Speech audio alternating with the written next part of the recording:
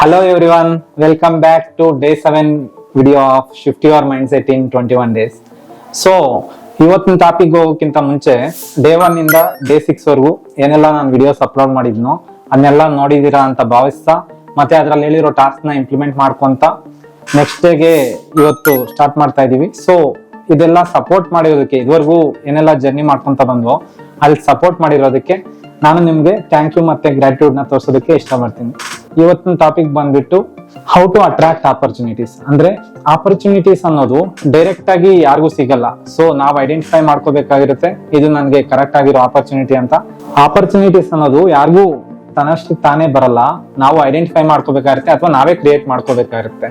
So ಇದನ್ನ ಯಾವ ತರ ನಾವು ಅಟ್ರಾಕ್ಟ್ ಮಾಡ್ಬೋದು ಆಪರ್ಚುನಿಟಿನ ಅನ್ನೋದ್ರ ಬಗ್ಗೆ ಇವತ್ತು ಮಾತಾಡೋದಕ್ಕೆ ಇಷ್ಟಪಡ್ತೀನಿ. ಸೊ ಟಾಪಿಕ್ ನ ಸ್ಟಾರ್ಟ್ ಮಾಡೋಣ. ಸೊ ಈಗ ಒಂದು ಕಂಪ್ನಿನ ಎಕ್ಸಾಂಪಲ್ ಆಗಿ ತಗೊಳ್ಳೋದಾದ್ರೆ ಕಂಪ್ನಿಯಲ್ಲಿ ಬಾಸ್ ನ ನೋಡ್ಬಿಟ್ಟು ಮ್ಯಾನೇಜರ್ ಅನ್ಕೊಂತಾ ಇರ್ತಾನೆ, ಹೇ ಇವ್ರ ಲೈಫ್ ಮೇಲಪ್ಪ, ನಾನು ಯಾವಾಗ್ಲೂ ಕೆಲಸ ಮಾಡ್ತಾ ಇರ್ತೀನಿ, ಹಗ್ಲು ರಾತ್ರಿ ಕೆಲಸ ಮಾಡ್ತಾ ಇರ್ತೀನಿ, ಬಟ್ ಅವ್ರು ಆವಾಗ ಬಂದು ಹೋಗ್ತಾ ಇರ್ತಾರೆ ಅಷ್ಟೇ, ಅವ್ರ ಅಕೌಂಟ್ ಅಮೌಂಟ್ ಬರ್ತಾ ಇರುತ್ತೆ, ನಾನ್ ಮಾಡಿರೋ ಕೆಲ್ಸಕ್ಕೆ ಅವ್ರು ರಿವಾರ್ಡ್ ತಗೊಂಡು ಅದ್ರಲ್ಲಿ ಸ್ವಲ್ಪ ಅಮೌಂಟ್ ಮಾತ್ರ ನನ್ ಪೇ ಮಾಡ್ತಾರೆ ಅಂತ. ಸೊ ಅದೇ ರೀತಿ ವಾಚ್ಮ್ಯಾನ್ ಮ್ಯಾನೇಜರ್ಗೆ ನೋಡಿ ಕಂಪೇರ್ ಮಾಡ್ಕೊಂತಾನೆ. ಏನಂತ ಕಂಪೇರ್ ಮಾಡ್ಕೊಂತಾನೆ? ಮ್ಯಾನೇಜರ್ ಕೆಲ್ಸನೇ ಮೇಲು, ಆರಾಮಾಗಿ AC ಅಲ್ಲಿ ಕುತ್ಕೊಂಡು ಕ್ಯಾಬಿನ್ ಅಲ್ಲಿ ಒಂದು ಕಂಪ್ಯೂಟರ್ ಮುಂದೆ ಕುತ್ಕೊಂಡು ಹೋಗ್ತಾ ಇರ್ತಾನೆ. ಅವ್ನಿಗೆ ನನ್ಗಿಂತ ಸ್ಯಾಲ್ರಿನೂ ಜಾಸ್ತಿ, ಕಂಪ್ಯೂಟರ್ ಮುಂದೆ ಕೂತ್ಕೊಳ್ಳೋ ಕೆಲಸ, ಅವನೇನು ಅಷ್ಟೊಂದು ಶ್ರಮ ಪಡೋ ಅವಶ್ಯಕತೆ ಇಲ್ಲ, ನಾನು ಇಲ್ಲಿ ಬಿಸ್ಲಲ್ಲಿ ಕುತ್ಕೊಂಡು ಇದ್ ಮಾಡ್ಬೇಕಾಗಿರುತ್ತೆ, ಕೆಲಸ ಮಾಡ್ಬೇಕಾಗಿರುತ್ತೆ ಅಂತ ಅವ್ನ್ ಥಿಂಕ್ ಮಾಡ್ತಾ ಇರ್ತಾನೆ. ಅದೇ ರೀತಿ ಬಾಸ್ ಥಿಂಕ್ ಮಾಡ್ತಾನೆ. ಬಾಸ್ ಮನೆಗೆ ಹೋಗುವಾಗ ಅವಾಗ ಇವಾಗ ಅಬ್ಸರ್ವ್ ಮಾಡ್ತಾ ಇರ್ತಾನಲ್ವಾ ವಾಚ್ಮ್ಯಾನ್ ಅನ್ನ, ಇವನ್ ಕೆಲ್ಸನೇ ಮೇಲು, ಏನು ಕೆಲಸ ಮಾಡಲ್ಲ, ಸುಮ್ನೆ ಕುತ್ಕೊಂಡು ಹೋಗೋದೇ ಕೆಲಸ.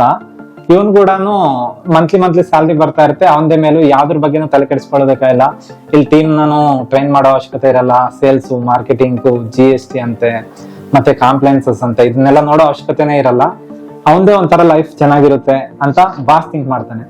ಸೊ ಇವರೆಲ್ಲ ಯಾವ ತರ ಥಿಂಕ್ ಮಾಡ್ತಿದ್ದಾರೆ ಅಂದ್ರೆ ಕಂಪ್ಯಾರಿಸನ್ ಮಾಡ್ಕೊಂತಿದ್ದಾರೆ. ಅವ್ರ ಕೆಲಸದಲ್ಲಿ ಅವ್ರ ಹ್ಯಾಪಿನೆಸ್ ನ ನೋಡ್ಕೊಂತಿಲ್ಲ, ಮತ್ತೆ ಅವರು ಕೆಲಸನ ಅವ್ರು ಗ್ರೇಟ್ಫುಲ್ ಅಂದ್ರೆ ಗ್ರಾಟಿಟ್ಯೂಡ್ ತೋರಿಸ್ತಾ ಇಲ್ಲ, ಬೇರೆ ಅವ್ರ ಕೆಲಸದಲ್ಲಿ ಹ್ಯಾಪಿನೆಸ್ ಇದೆ ಅಂತ ಫೀಲ್ ಆಗ್ತಿದ್ದಾರೆ. ಸೊ ಈ ತರ ಫೀಲ್ ಆಗೋದ್ರಿಂದ ಏನಾಗುತ್ತೆ ಅಂದ್ರೆ ಅವ್ರ ಕೆಲಸ ಅವ್ರಿಗೆ ಕಡಿಮೆ ಆಗುತ್ತೆ, ಮತ್ತೆ ಅವ್ರಿಗೆ ಸ್ಯಾಟಿಸ್ಫ್ಯಾಕ್ಷನ್ ಇರಲ್ಲ, ಜಾಬ್ ಸ್ಯಾಟಿಸ್ಫ್ಯಾಕ್ಷನ್ ಅನ್ನೋದು ಸಿಗಲ್ಲ ಅಲ್ವಾ. ಸೊ ಇದ್ರಲ್ಲಿ ನಾನು ಯಾವ ತರ ಹೇಳೋದಕ್ಕೆ ಇಷ್ಟಪಡ್ತೀನಿ ಅಂದ್ರೆ, ಫಾರ್ ಎಕ್ಸಾಂಪಲ್ ನಾವ್ ಯಾವ್ದೇ ಕೆಲಸ ಮಾಡ್ತಿದೀವೋ ಅದನ್ನ ನಾವ್ ಇಷ್ಟ ಪಡದೇ ಇದ್ದಾಗ, ಅದನ್ನ ನೆಗೆಟಿವ್ ಆಗಿ ನಾವು ಥಿಂಕ್ ಮಾಡಿದಾಗ, ನಾವ್ ಎಷ್ಟೇ ಸಕ್ಸಸ್ ಆಗ್ಬೇಕು ಅಂತ ನಾವ್ ಆಸೆ ಪಟ್ಟಿದ್ರು ಆ ಲೆವೆಲ್ಗೆ ರೀಚ್ ಆಗೋಕ್ ಆಗ್ತಾ ಇರಲ್ಲ. ಇದೇ ಒಂದು ಎಕ್ಸಾಂಪಲ್ ಹೇಳೋದಾದ್ರೆ, ಕೆಲವರು ತುಂಬಾ ಕಷ್ಟ ಪಡ್ತಾ ಇರ್ತಾರೆ, ಹಾರ್ಡ್ ವರ್ಕ್ ಮಾಡ್ತಾ ಇರ್ತಾರೆ, ಅವರಲ್ಲಿ ಸ್ಕಿಲ್ ಕೂಡ ಇರುತ್ತೆ, ಬಟ್ ಅವ್ರ ಎಕ್ಸ್ಪೆಕ್ಟೆಡ್ ಗೋಲ್ಗೆ ರೀಚ್ ಆಗೋದಕ್ಕೆ ಕಷ್ಟ ಪಡ್ತಾ ಇರ್ತಾರೆ. ಇನ್ನು ಕೆಲವರು ಇರ್ತಾರೆ, ಅವ್ರಿಗೆ ಅಷ್ಟೊಂದು ನಾಲೆಜ್ ಇರಲ್ಲ, ಸ್ಮಾರ್ಟ್ ವರ್ಕ್ ಮಾಡ್ತಾ ಇರ್ತಾರೆ, ಹಾರ್ಡ್ ವರ್ಕ್ ಕೂಡ ಅಷ್ಟೊಂದು ಮಾಡ್ತಾ ಇರಲ್ಲ, ಬಟ್ ಅವ್ರು ಬಿಯಾಂಡ್ ಎಕ್ಸ್ಪೆಕ್ಟೇಷನ್ಸ್, ನಾವ್ ಎಕ್ಸ್ಪೆಕ್ಟ್ ಮಾಡಿರೋದಕ್ಕಿಂತ ಜಾಸ್ತಿ ಲೆವೆಲ್ ಅಲ್ಲಿ ಫಾಸ್ಟ್ ಆಗಿ ಗ್ರೋ ಆಗ್ತಾ ಇರ್ತಾರೆ. ಸೊ ಆ ಏನ್ ಡಿಫ್ರೆನ್ಸ್ ಇವ್ರಿಬ್ಬರಿಗೆ ಅಂದ್ರೆ, ಇವರು ಅವ್ರು ಮಾಡೋ ಕೆಲಸವನ್ನ ಎಂಜಾಯ್ ಮಾಡ್ತಾ ಇರ್ತಾರೆ, ಅಂದ್ರೆ ಇಷ್ಟಪಟ್ಟು ಮಾಡ್ತಾ ಇರ್ತಾರೆ, ಮತ್ತೆ ಅವ್ರ ಪ್ರತಿಯೊಂದು ಕೆಲ್ಸಕ್ಕೂ ಗ್ರಾಟಿಟ್ಯೂಡ್ನೆಸ್ ನ ತೋರಿಸ್ತಾ ಇರ್ತಾರೆ. ಸೊ ಇದ್ರಲ್ಲಿ ಅವ್ರಿಗೆ ರಿಸಲ್ಟ್ಸ್ ಎಕ್ಸ್ಪೆಕ್ಟೆಡ್ ಗಿಂತ ಜಾಸ್ತಿ ಸಿಗ್ತಾ ಇರುತ್ತೆ.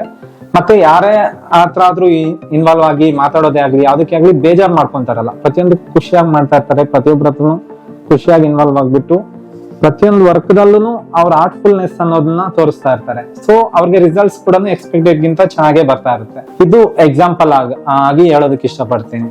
ನೆಕ್ಸ್ಟ್ ಬಂದ್ಬಿಟ್ಟು ಯಾವ ತರ ನಾವು ಗ್ರಾಟಿಟ್ಯೂಡ್ ನ ಫೀಲ್ ಮಾಡ್ಕೋಬಹುದು ನಮ್ಮ ಆಪರ್ಚುನಿಟೀಸ್ಗೆ ಅಂದ್ರೆ, ಫಾರ್ ಎಕ್ಸಾಂಪಲ್ ಎಂಪ್ಲಾಯೀಸ್ಗೆ ಬರ್ತಿದಂಗೆ ಈ ಕಂಪ್ನಿಯಲ್ಲಿಗಿಂತ ನನ್ಗೆ ಬೇರೆ ಕಂಪ್ನಿಯಲ್ಲಿ ಆಪರ್ಚುನಿಟೀಸ್ ಜಾಸ್ತಿ ಸಿಗ್ಬೋದು, ಮತ್ತೆ ಲೀವ್ಸ್ ಫೆಸಿಲಿಟೀಸ್ ಆಗ್ಲಿ, ಅಲೋಯನ್ಸಸ್ ಆಗ್ಲಿ, ಬೆನಿಫಿಟ್ಸ್ ಆಗ್ಲಿ ಜಾಸ್ತಿ ಇರುತ್ತೆ ಅಂತ ಕಂಪೇರ್ ಮಾಡ್ಕೊಂತ ಇರ್ತಾರೆ.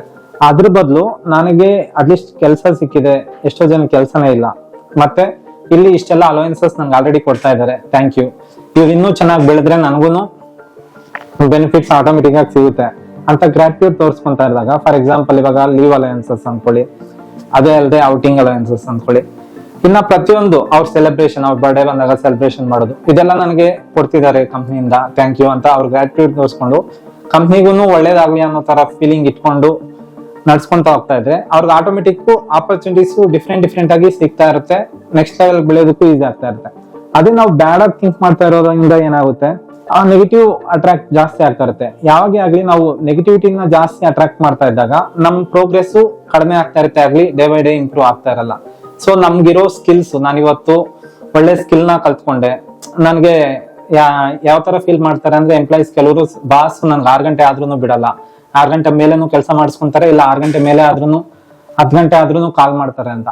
ಆ ತರ ಥಿಂಕ್ ಮಾಡೋ ಬದಲು ಬಾಸ್ ನಿಮ್ಮನ್ನ ಅಷ್ಟು ನಂಬಿದ್ದಾರೆ, ನೀವೊಬ್ರೇ ಈ ಕೆಲ್ಸಕ್ಕೆ ಪರ್ಫೆಕ್ಟ್ ಇದ್ದೀರಾ, ಅದರಿಂದ ನಿಮ್ಗೆ ಅಷ್ಟು ಪರ್ಸನಲ್ ಆಗಿ ಇನ್ವಾಲ್ವ್ ಆಗಿ ಅಷ್ಟೊತ್ತಲ್ಲೂ ಕಾಲ್ ಮಾಡಿ ನಿಮ್ಮ ಹತ್ರ ಡಿಸ್ಕಸ್ ಮಾಡ್ತಿದ್ದಾರೆ ಅಂತ ಥಿಂಕ್ ಮಾಡ್ಕೊಂಡಾಗ, ಅದೇ ರಿಲೇಶನ್ಶಿಪ್ ನ ನೀವು ಮೇಂಟೈನ್ ಮಾಡಿದಾಗ ಬಾಸ್ ನಿಮ್ಗೆ ನೆಕ್ಸ್ಟ್ ಲೆವೆಲ್ಗೆ ಪ್ರಮೋಷನ್ ಮಾಡೋದಕ್ಕೆ ಆತರ ಚೆಕ್ ಮಾಡ್ತಾ ಇರ್ಬೋದಲ್ವಾ.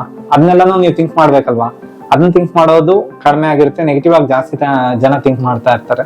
ಸೊ ಈ ತರ ನೆಗೆಟಿವಿಟಿನ ಬಿಟ್ಟು ಪಾಸಿಟಿವಿಟಿನ ಹೆಚ್ಚಾಗಿ ಇನ್ವಾಲ್ವ್ ಮಾಡ್ಕೊಂತ ನಿಮ್ ಲೈಫ್ ಅಲ್ಲಿ ಯಾವ್ದನ್ನೇ ಆಗ್ಲಿ ನೆಗೆಟಿವ್ ಆಗಿ ತಗೊಳ್ಳೋದಕ್ಕಿಂತ ಪಾಸಿಟಿವ್ ಆಗಿ ಯಾವಾಗ ತಗೊಳ್ಳೋದಕ್ಕೆ ನೀವು ಸ್ಟಾರ್ಟ್ ಮಾಡ್ತಿರೋ ಅವಾಗ ಆಟೋಮೆಟಿಕ್ ನಿಮ್ಗೆ ಲೈಫ್ ಅಲ್ಲಿ ಗ್ರೋತ್ ಅನ್ನೋದು ಕಾಣಿಸೋದಕ್ಕೆ ಸ್ಟಾರ್ಟ್ ಆಗುತ್ತೆ. ಇದನ್ನ ಹೇಳ್ತಾ ಇವತ್ತಿನ ವಿಡಿಯೋನ ಕ್ಲೋಸ್ ಮಾಡ್ತಾ ಇದೀನಿ. Thank you for watching today's video. This is empowering coach Girish. Together we can bring brightness in each and everyone's darkness.